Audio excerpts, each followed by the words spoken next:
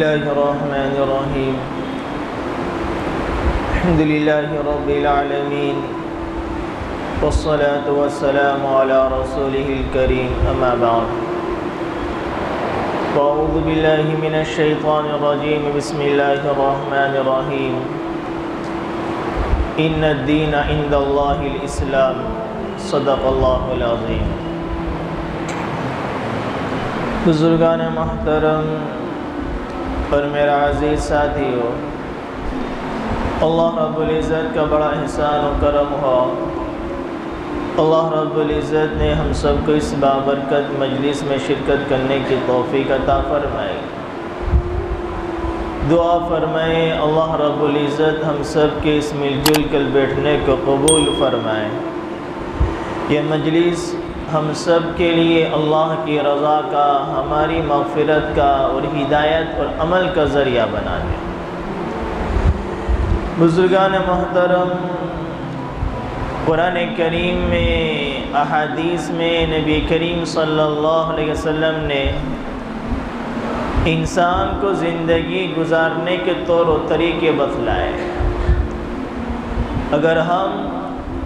ہمارے چاروں طرف کی زندگیوں کو دیکھا جائے، مسلمانوں کے معاشرے پر نظر دوڑائی جائے تو ایک بڑا مجمع آپ کو اسلام کے جو اہم شعبے ہیں اس پر تو عمل کرتا ہوا آپ کو پیش نظر آئے گا، لیکن انہی اسلام کے شعبے میں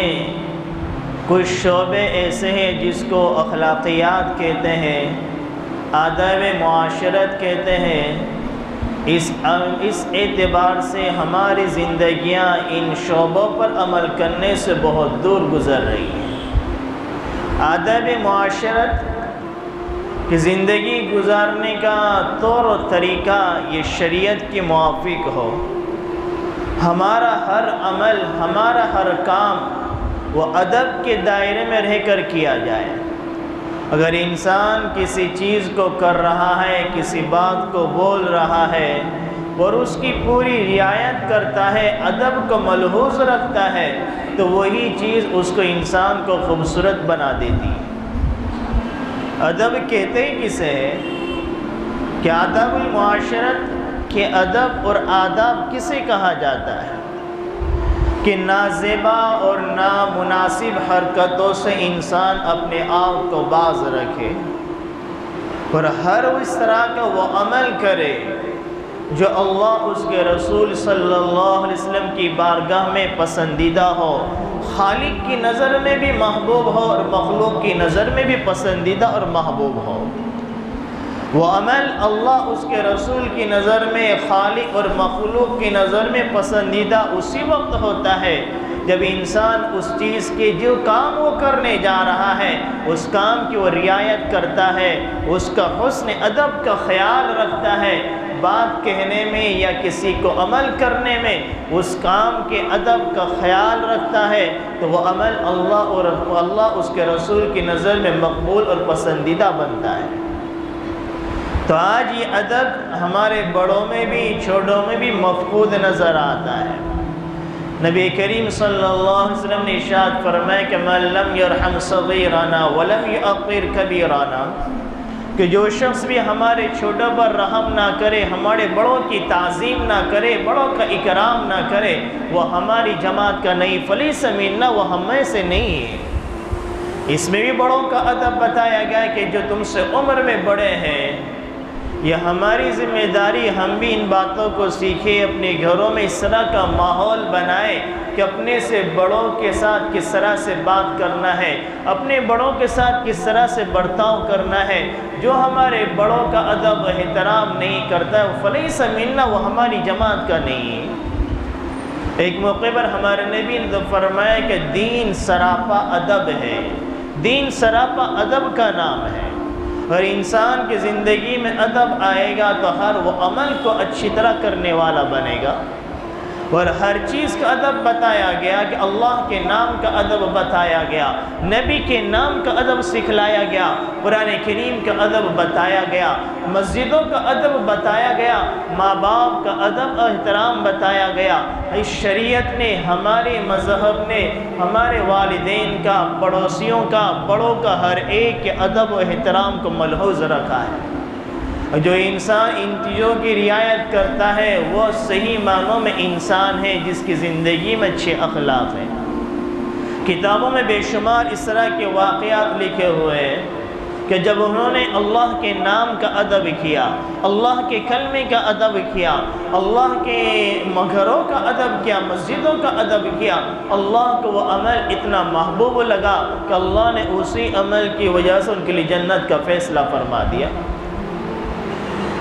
کہ زبیدہ ایک خاتون گزری ہے جس نے بغداد سے لے کر عرب تک ایک نہر کھدوائی تھی اس زمانے میں،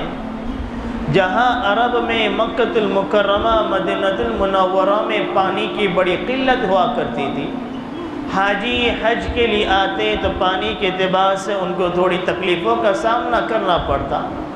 کیونکہ عرب کی زمین وہ زمین نہیں ہے کہ جس زمین کے نیچے سے اندر سے پانی نکلتا ہو، بلکہ وہاں سے تو پیٹرول نکلتا ہے۔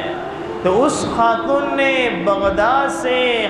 سعودی تک اس نے نہر کو جاری کر دیا۔ آج بھی جب حاجی حج کے لیے جاتے ہیں یا عمرے کے لیے جاتے ہیں، زیارت کے لیے جب مکہ المکرمہ کے اطراف کی زیارت کے لیے جب وہ جاتے ہیں تو زائرین کو، زیارت کرنے والوں کو بتاتے کہ یہ نہر زبیدہ ہے جو وہاں سے چلی تھی، جو حاجی اور عمرہ کرنے والے اس سے پانی کو استعمال کیا کرتے تھے۔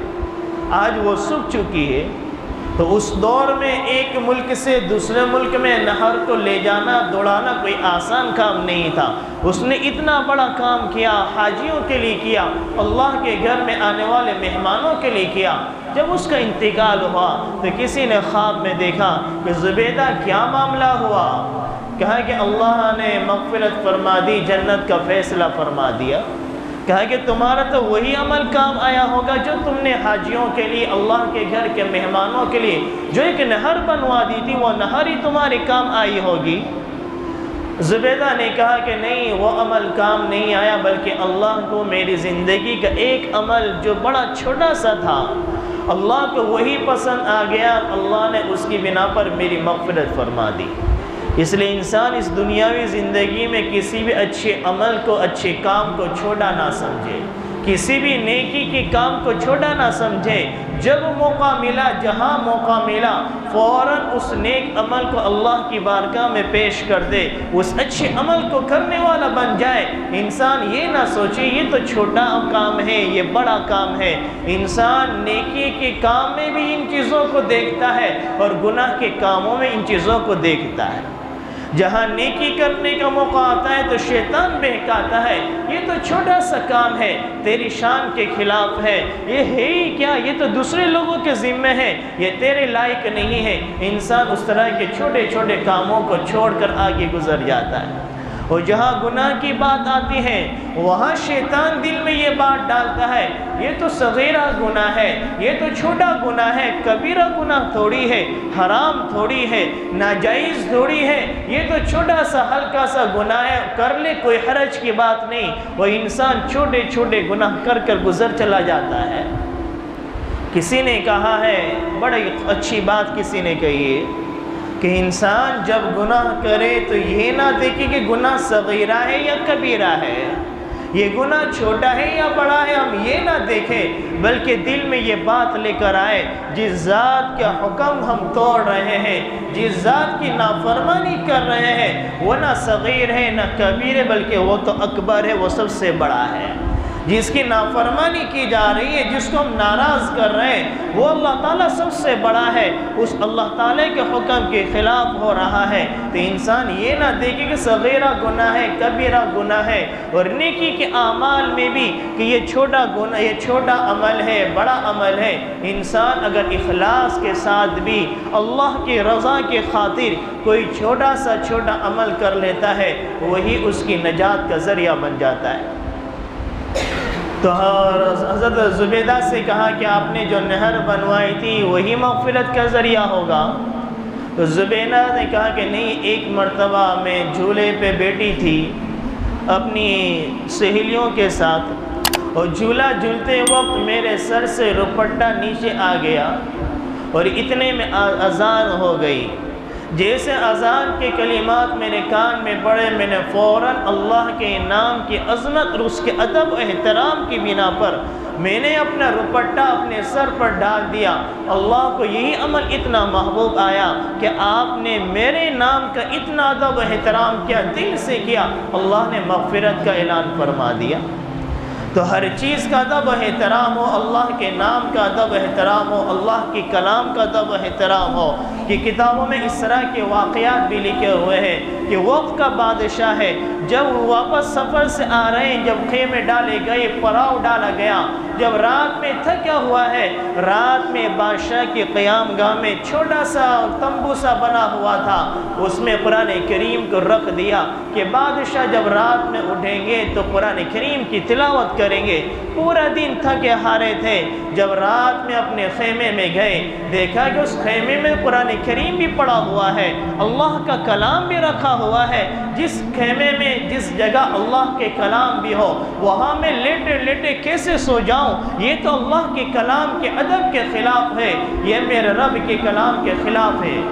پوری زندگی ان کے حالات میں لکھا ہے، پوری زندگی بیٹھے بیٹھے گزار دی، اور دل میں یہ بات ہے کہ اس کلام کو، قرآن کریم کو کسی اور جگہ پہنچا دے۔ پھر دل میں بات یاد آئی کہ اپنے آرام کے خاطر تم اللہ کے کلام کو دوسری جگہ پہنچا رہے ہو۔ دل میں بات ہے کہ یہاں سے کسی اور کمرے میں چلے جائے، کسی اور خیمے میں چلے جائے۔ پھر دل میں بات آئی یہ تو اللہ کے کلام سے بھاگنا ہوا، قرآن کریم سے بھاگنا ہوا۔ پوری رات اسی طریقے سے بیٹھے بیٹھے گزارتی، یہ کلام کا، قرآن کریم کا ادب ہے۔ پہلے دور میں بادشاہوں کی زندگیوں میں بھی تھا، اور وہ اپنی اولادوں کو بھی علماء کرام کے پاس، اکابرین کے پاس، بزرگان دین کے پاس بھیجتے تھے تاکہ ہماری اولاد ادب و احترام کو سیکھا کرے۔ جب قرآن کریم کا ادب اس طرح سے ہے تو جن لوگوں کے سینوں میں اللہ کا کلام موجود ہے، جو حافظ قرآن ہیں، عالم دین ہیں، قرآن کریم کی تبلیغ کرنے والے، قرآن کریم کی اشاعت کرنے والے، ان کا بھی ادب و احترام کیا جائے گا، کیونکہ یہ حامل قرآن ہے، قرآن کریم کو اٹھانے والے ہیں۔ علماء کرام نے لکھا ہے جو لوگ بھی حفاظ کرام سے محبت رکھتے ہیں کہ اس کے سینے میں اللہ کا کلام ہے، اس کا ادب و احترام کرتے ہیں، جو بندہ بھی کسی عالم دین کی عزت کرتا ہے، علماء کا ادب و احترام کرتا ہے، اللہ اس کی اولاد میں، اس کی نسلوں میں حفاظ پیدا فرما دیں گے، علماء پیدا فرما دیں گے۔ ان کی نسلوں میں ایسی اولاد جاری ہوگی جن کے سینوں میں قرآن کریم ہوگا، جو قرآن کریم کے الفاظ و معانی کو جاننے والے ہوں گے۔ تو ادب زندگی کے ہر شعبے میں شریعت نے ہر چیز کا ہمیں ادب و احترام سکھایا۔ اسی طریقے سے مسجد کا یہ اللہ تعالیٰ کا دربار ہے۔ حضرت زین العابدین جب وضو کرتے، علی کرم اللہ وجہہ کے پوتے جب وضو کرتے تو چہرہ زرد ہو جاتا، جب مسجد میں آتے، اللہ کے دربار میں کھڑے ہوتے تو بدن پر کپ کپی طاری ہو جاتی۔ کسی نے پوچھا کہ یہ کیفیت کس وجہ سے ہوتی ہے؟ کہا کہ تمہیں پتہ بھی ہے یہ کس کے دربار میں کھڑا ہونا ہے؟ یہ کل کائنات کا خالق و مالک کا دربار ہے، کہ اس دربار میں کھڑا ہونا ہے، اس اللہ کے سامنے کھڑا ہونا ہے جس کی بنا پر بدنوں میں کپ کپی طاری ہو جاتی ہے۔ آج مسجدوں کا ادب و احترام بھی ہماری زندگیوں سے نکل گئے، ہماری اولادوں کی زندگیوں سے بھی نکل گئے، کہ مسجد میں بیٹھ کر یہ اللہ کا دربار ہے۔ جو بندہ مسجد کا ادب و احترام نہیں کرتا، جو مسجد میں بیٹھ کر دنیاوی باتیں کرتا ہے، اللہ کے فرشتے اس کو کہتے ہیں اے اللہ کے بندے، یہ اللہ کا دربار ہے، خاموش ہو جا، دنیاوی باتوں میں مشغول نہ ہو۔ پھر بھی وہ دنیاوی باتوں میں مشغول رہتا ہے، وہ دوسری مرتبہ اللہ کا فرشتہ اس کو ٹوکتا ہے، لیکن یہ بندہ دنیاوی کام میں لگا ہوا ہے، دنیاوی باتوں میں لگا ہوا ہے، اللہ کے فرشتے، معصوم فرشتے اس پر لعنتیں بھیجتے ہیں۔ اللہ تعالیٰ کی معصوم مخلوق جب کسی پر لعنت بھیجے، وہ فرشتے اللہ کی معصوم مخلوق ہے، اللہ کی معصوم مخلوق اگر کسی پر لعنت بھیج دے، اس کی دنیا آخرت کی زندگی برباد ہونے کے لیے کافی ہے۔ اور جب اللہ تعالیٰ لعنت کسی پر برساتے ہیں تو اس کا اثر کب تک رہتا ہے؟ علامہ ابن قیم جوزی رحمۃ اللہ علیہ اپنی حدیث کی کتاب میں ایک حدیث قدسی نقل فرمائی کہ اللہ تعالیٰ فرما رہے ہیں، یا ابن آدم، اے آدم کی اولاد، اذا اطیت رضیت، جب تو ہر چیز کا ادب احترام کرتا ہے، میرے کلام کا، میرے گھر کا، اور ادب کی رعایت کرتے ہوئے، حسن ادب کا خیال کرتے ہوئے عبادتوں کو کرتا رہتا ہے، میری اطاعت کرتا ہے، میرے حکم کے مطابق زندگی گزارتا ہے، تو رضیت، میں تیرے سے راضی ہوتا ہوں کہ میرا بندہ ہے، جس مقصد کے لیے میں نے اس کو پیدا کیا تھا، اس نے اپنے مقصد کو بھولا نہیں ہے، میرے رضا کے مطابق زندگی گزارتا ہے، قرآن کریم کے احکامات کو سامنے رکھ کر زندگی گزارتا ہے، سنتوں کا اتباع کرتا ہے، سنتوں کی پیروی کرتا ہے، آخرت کی زندگی کو سامنے رکھ کر زندگی گزارتا ہے، رضیت، میں راضی ہوتا ہوں۔ اور اللہ فرماتے ہیں وَإِذَا رَضِيتُ بَارَكْتُ، اور جب میں اپنے بندوں کے اعمال سے راضی ہوتا ہوں تو برکتیں اتارتا ہوں۔ آج انسان کہتے ہیں کوئی ایسا عمل بتا دیجئے، کوئی ایسا وظیفہ بتا دیجئے کہ ہمارا کاروبار چل جائے، ہماری دکانیں چل جائے، ہمارے رزق میں برکت ہو جائے۔ اللہ تعالیٰ فرما رہے، حدیث قدسی ہے، میرے حکم کے مطابق زندگی گزارنے والے بن جاؤ، میں تمہارے رزق میں برکت دوں گا، اور ایسی جگہ سے تمہیں رزق دوں گا کہ تمہارا خیال بھی نہیں ہوگا، گمان بھی نہیں ہوگا۔ اور برکت کے معنی کیا ہے؟ برکت ہم سمجھتے ہیں کہ کثرت کا نام ہم برکت سمجھتے ہیں، کہ چیزیں زیادہ ہو جائے، گھر بڑا ہو جائے، پیسے زیادہ ہو جائے، اس کا نام برکت نہیں۔ اللہ نے آپ کو جس مکان میں رکھا ہے، جس پوزیشن میں رکھا ہے، اس پوزیشن میں رہتے ہوئے آپ کی تمام ضرورتیں پوری ہو جاتی ہیں، آپ قرضدار نہیں بنتے ہیں، آپ تکلیفوں کا سامنا نہیں کرنا پڑتا ہے، آپ اچھے سے کھاتے ہو اور چین کی نیند سے سو جاتے ہو، اس کا نام برکت ہے کہ اللہ نے آپ کو جو کچھ بھی دیا ہے آپ اس میں خوش رہتے ہیں اور آپ کی روزمرہ کی ضرورتیں پوری ہو جاتی ہیں، اس کا نام برکت ہے۔ اگر انسان کے پاس بڑا سا مکان ہے، خوب مال و دولت ہے، لیکن زندگی میں چین سکون نہیں ہے، راتوں کو نیند میسر نہیں ہے، تکلیفیں، پریشانیاں، مصیبت، بیماریاں، تو اس کا نام برکت نہیں ہے۔ تو حدیث قدسی، یا ابن آدم، اے آدم کی اولاد، اذا اطیت رضیت، جب تو میری اطاعت کرتا ہے میں تجھ سے راضی ہوتا ہوں، اور جب میں راضی ہوتا ہوں تو آسمانوں سے تیرے لیے برکتیں اتارتا ہوں، وَلَيْسَ لِبَرَكَتِ نِهَايَةٌ، اور کسی انسان، کسی مخلوق کی طرف اللہ کا دینا نہیں ہے جو گن گن کے تول تول کر دینے والا ہو۔ وَإِن مِّن شَيْءٍ إِلَّا عِندَهُ خَزَائِنُهُ، ہر چیز اللہ کے خزانے میں موجود ہے، وہ اللہ جب کسی کو دینے پر آتا ہے وہ گن گن کر نہیں دیتا ہے۔ وَلَيْسَ لِبَرَكَتِ نِهَايَةٌ، اللہ فرماتے میرے برکت کی کوئی انتہا نہیں ہوتی۔ اور آگے فرمایا وَإِذَا عَصَيْتَ غَضَبْتُ، اور جب تم میرے حکم کے خلاف زندگی گزارتے ہو، جب تم قرآن کریم کا احکامات کو پس پش ڈال دیتے ہو، جب تم میرے دربار میں آ کر، میرے گھر میں آ کر بھی دنیاوی باتوں میں مشغول ہوتے ہو، میرے گھر کے ادب و احترام نہیں کرتے، دنیاوی کاموں میں لگے رہتے ہیں، اپنے بڑوں کا ادب احترام نہیں کرتے، اپنے ماں باپ کے حقوق کو ادا نہیں کرتے، اپنے پڑوسیوں کا ادب و احترام نہیں کرتے، قرآن کریم کا ادب و احترام نہیں کرتے، قرآن کریم کے حاملین، حفاظ، علماء کرام کا ادب و احترام تمہاری زندگیوں سے نکل جاتا ہے، اور تم نافرمان بن کے زندگی گزارتے ہو، اور تم یہ سمجھتے ہو میری لائف ہے، میری زندگی ہے، میرا پیسہ ہے، میری طاقت ہے، میں اپنی مرضی سے زندگی گزاروں گا، مجھے کوئی کہنے والا نہیں، مجھے کوئی ٹوکنے والا نہیں، میں جیسے چاہوں اب اسے زندگی گزاروں گا۔ وَإِذَا عَصَيْتَ غَضَبْتُ، جب بندہ اپنے رب کو بھول جاتا ہے، اپنے رب کے احکامات کو بھول جاتا ہے، شریعت کو چھوڑ دیتا ہے، اللہ فرماتے میں تجھ سے ناراض ہو جاتا ہوں۔ اور اللہ فرمائے وَإِذَا عَصَيْتُ غَضَبْتُ، اور جب میں ناراض ہوتا ہوں تو میں آسمانوں سے غضب لعنتیں اتارتا، غضب تو ناراض ہوتا ہوں، وَإِذَا غَضَبْتُ لَعَنْتُ، اور جب میں ناراض ہوتا ہوں تو میں آسمانوں سے لعنتیں اتارتا ہوں۔ اللہ فرما رہے ہیں۔ اب ہم اپنی زندگیوں کا جائزہ لیں کہ میرے صبح سے شام تک کے کتنے اعمال ایسے ہوتے ہیں، وہ کتنے اچھے اعمال ہوتے ہیں، کتنے برے اعمال ہوتے ہیں، کتنے ایسے اعمال ہیں جو اللہ کے غضب کو دعوت دینے والے ہیں، اللہ کے غصے کو بھڑکانے والے ہیں، وہ کتنے میرے اعمال ایسے ہیں جو جنت والے اعمال ہیں۔ روزانہ انسان کو اپنا اس کا تجزیہ کرنا چاہیے، سونے سے پہلے پورے دن کے اعمال کی طرف نظر دوڑانی چاہیے، پورے دن میں نے اچھے اعمال کتنے کیے، برے اعمال کتنے کیے۔ آئیے اللہ فرماتے ہیں وَإِنَّ اللَّعْنَةَ مِنِّي تَبْلُغُ السَّابِعَ مِنَ الْوُلْدِ،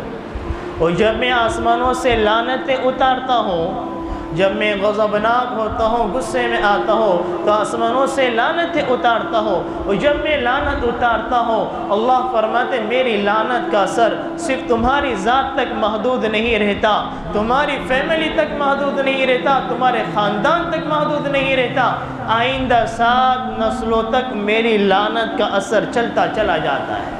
جب اللہ تعالیٰ کسی پر لعنت اتارے اور اس کا اثر آئندہ 7 نسلوں تک چلتا چلا جائے، دنیا کی کون سی ایسی چیز ہے جو انسان کو چین اور سکون کی زندگی عطا فرما سکتی ہے؟ تو شریعت مطہرہ نے ہمیں زندگی گزارنے کا طور و طریقے بتلائے، ہر چیز کا ادب بتلایا کہ ہر چیز کا ادب و احترام کیا جائے۔ حضرت لقمان حکیم رحمۃ اللہ علیہ بڑے ادب والے گزرے ہیں، ان سے کسی نے پوچھا ہے کہ آپ نے ادب کس سے سیکھا؟ کہ بڑے ادیب گزرے ہیں، ہر چیز کا ادب و احترام کرنے والے تھے۔ اور حکیم کے معنی تو عقل مند کے ہوتے ہیں، اور ایک حکیم کے معنی دوا کرنے والا، ڈاکٹر۔ حضرت لقمان حکیم یہ ڈاکٹر نہیں، عقل مند تھے، بڑے عقل مند، بڑے دانشور تھے، چھوٹی چھوٹی باتیں کہتے اور اتنی معنی دار ہوتی اور اتنی مفید ہوتی کہ الفاظ کے اعتبار سے چھوٹا جملہ ہوتا، لیکن اگر انسان اس پر عمل کر لے اس کی آخرت کی زندگی سنور جائے۔ اس لیے قرآن کریم میں ایک مستقل سورت ہے سورہ لقمان ان کے نام سے، اور ان کی نصیحتوں کو بیان کیا ہے۔ انہوں نے جو نصیحت اپنی اولاد کو کی، قرآن کریم نے چھوٹی چھوٹی نصیحتیں لیکن بڑی جامع اور معنی ہیں، قرآن کریم نے ان کی نصیحتوں کو اپنے کلام میں نقل فرمایا۔ حضرت لقمان حکیم سے کسی نے پوچھا کہ آپ نے ادب کس سے سیکھا؟ انہوں نے بڑا اچھا جواب دیا کہ میں نے بے ادبوں سے ادب سیکھا۔ کہ وہ کیسے؟ کہ جب بھی کوئی بے ادب کوئی عمل کرتا اور وہ میری نظر میں ناپسند ہوتا کہ اس نے یہ عمل کیا، یہ ادب کے خلاف ہے، تو میں اس عمل سے ہمیشہ دور ہوتا رہا۔ جو بے ادب کرتے ہیں وہ میں نہیں کرتا ہوں، لہٰذا ان کو دیکھ دیکھ کر میں نے ادب سیکھا۔ تو آج یہ ہمارے چھوٹے چھوٹے بچوں کو اگر ہم دیکھتے ہیں، ہمارے معاشرے کے نوجوانوں کو دیکھتے ہیں تو نہ باتوں میں کوئی ادب نظر آتا ہے، نہ بڑوں کے ساتھ ادب و احترام ہوتا ہے، نہ مسجد کے ساتھ ادب و احترام کا یہ معاملہ ہے۔ یہ ہماری ذمہ داری ہے، ہم اپنی اولاد کی جہاں اور چیزوں کی فکر کرتے ہیں وہاں ان کے ہم یہ بھی تربیت کریں کہ بیٹا تجھے بات کیسے کرنا ہے، ماں باپ کے ساتھ کیسے بات کرنا ہے۔ اگر کوئی غلط جملہ بھی اگر کوئی بیٹا اپنے ماں باپ کے سامنے بول دے تو ماں باپ اس پر خاموش نہ رہے بلکہ فوراً اس کی اصلاح کرے، بیٹا تیرے یہ جملہ نہیں بولنا چاہیے، یہ جملہ تیرے نہیں استعمال کرنا چاہیے، یہ ادب کے خلاف ہے، یہ ماں باپ کی ذمہ داری ہے۔ اگر ہم بچے بولتے چلے جا رہے ہیں، ماں باپ سنتے چلے جا رہے ہیں، ان کو ادب نہیں سکھاتے تو وہی بچے بڑے ہو کر بے ادب بنتے ہیں۔ شیخ زکریا رحمۃ اللہ علیہ جن کے فضائل اعمال ہم پڑھتے ہیں، پوری دنیا میں قرآن کریم حدیث کے بعد سب سے زیادہ اسی کی تعلیم ہوتی ہے۔ وہ کتنے بڑے انسان بنے، میں بار بار یہ بات کو کہتا ہوں، کہ ہم بھی یہ چاہتے کہ ہماری اولاد شیخ زکریا بنے تو ان کی زندگیوں کو پڑھا جائے کہ ان کا بچپن کیسے گزرا، ان کے والدین نے ان کی بچپن میں تربیت کیسے کی، ان کی جوانی کیسے گزری، ان کی شادی بیاہ کا ماحول کیسا تھا، انہوں نے اپنی بچوں کی شادیاں کیسے کی، ان کی زندگیوں کو پڑھنا چاہیے۔ اگر ان کی زندگیوں کو ہم پڑھیں گے پھر ہم یہ کوشش کریں کہ ہماری اولاد بھی اس طرح کی بنے، تب وہ کوشش کامیاب ہوگی۔ تو شیخ زکریا رحمۃ اللہ علیہ ان کی پوری زندگی انہوں نے خود اپنی آپ بیتی لکھی ہوئی ہے 2 جلدوں میں، اس کا مطالعہ کرنا چاہیے۔ حضرت شیخ نے اپنا واقعہ بیان کیا بچپن کے زمانے کے کہ وہ چھوٹے سے بچے تھے، بچپن کا دور تھا، ان کے والد نے کہا کہ اندر سے تکیہ لے کر آؤ، تو انہوں نے کہا کہ میں اپنا تکیہ لے کر آؤں، میرا تکیہ لے کر آؤں، تو اس ایک جملے پر ان کے والد نے اتنی پٹائی کی کہ ابھی اتنا چھوٹا، ابھی سے میرا میرا کرتا ہے۔ ایک جملہ ہمارے سامنے کتنے ایسے ہماری اولادیں جملے بول کر چلی جاتی ہیں، گالی گلوچ کے الفاظ بھی کر گزرتی ہیں، لیکن ہم ان کی تنبیہ نہیں کرتے ہیں۔ یہ بڑے ایسے بڑے نہیں بنے، ان کے والدین نے ان کے ہر اعتبار سے تربیت فرمائی، تو آج ہمارے بچوں کی زبانیں بہت گندی ہو چکی ہیں، ان کے اخلاق بہت بگڑ چکے ہیں اور ادب ان کی زندگیوں میں نظر نہیں آتا۔ یہ ماں باپ کی ذمہ داری اپنی اولاد کی اچھی تربیت کریں، ان کو بولنے کا سلیقہ بتائے، بڑوں کا ادب و احترام کرنا سکھائے، مسجدوں کا ادب و احترام کرنا سکھائے۔ اللہ تعالیٰ ہم سب کو جو کچھ کہا گیا اس پر عمل کرنے کی توفیق عطا فرمائے۔ آمین۔ وما علینا الا البلاغ۔